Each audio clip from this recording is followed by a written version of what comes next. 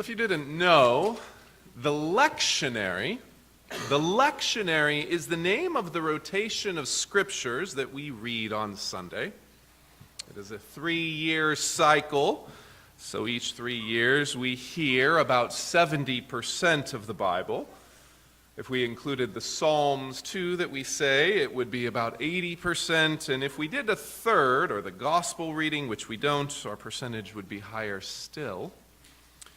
It is an old pattern, these scriptures, and not everything is in there. It doesn't include genealogies, it doesn't include building material lists, it doesn't include details about the law, and oddly enough, several of the minor prophets and Proverbs.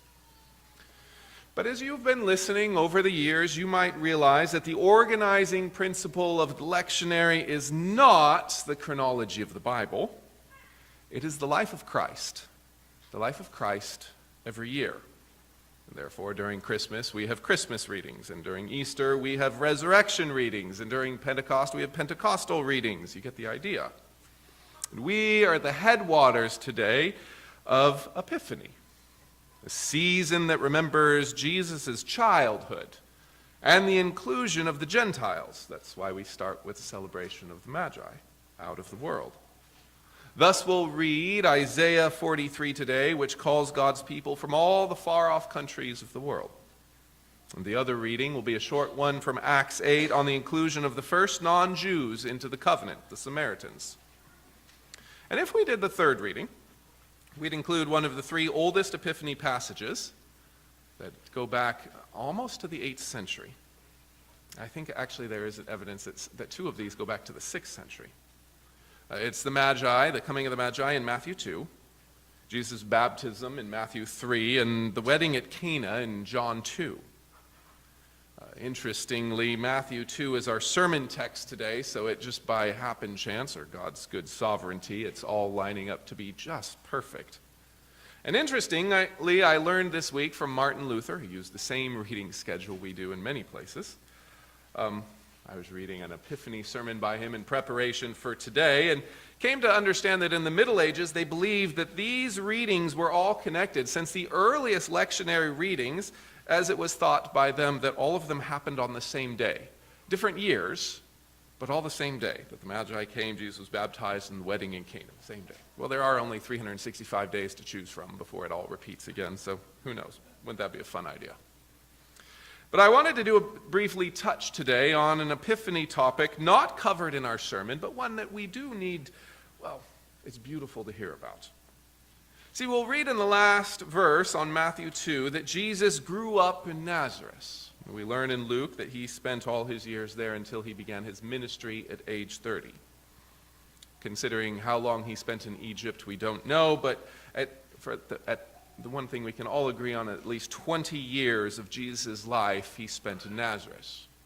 Growing up through childhood to boyhood, from boyhood to youth, from youth to his early adult years. Surely through 29, he was there. Nothing much is known about that time. We read this from Luke 2:51, that he was obedient to Joseph and Mary. That's about it. We know that his family kept the traditions as they should to come down to Jerusalem 3 times a year, and that's about it. There is an amazing quietness about these early years of his life. And it is a quietness that this season we're in celebrates, Epiphany. And I want to propose to you that the quietness of this part of Jesus' life is on purpose. Quietness speaks to us. For consider what that tells us. That at least 5/6 of God's life on earth was passed in simple obscurity, doing his job, living with his family, living in quiet faithfulness day after day after day. And most of it is unknown. Most of it is not written. And what does that say to you? Well, perhaps that the fame, the attention, the recognition, the limelight that people chase so passionately in this life was not important to Jesus in his life on earth. No, rather, how would God spend his life if he had a human body and lived among us? Well, most of it we wouldn't know about. He would live quietly, doing his job. Perhaps the best answer to this question would actually be a truly Epiphany exhortation given us in 1 Thessalonians 4, 11 through 12, one given to you.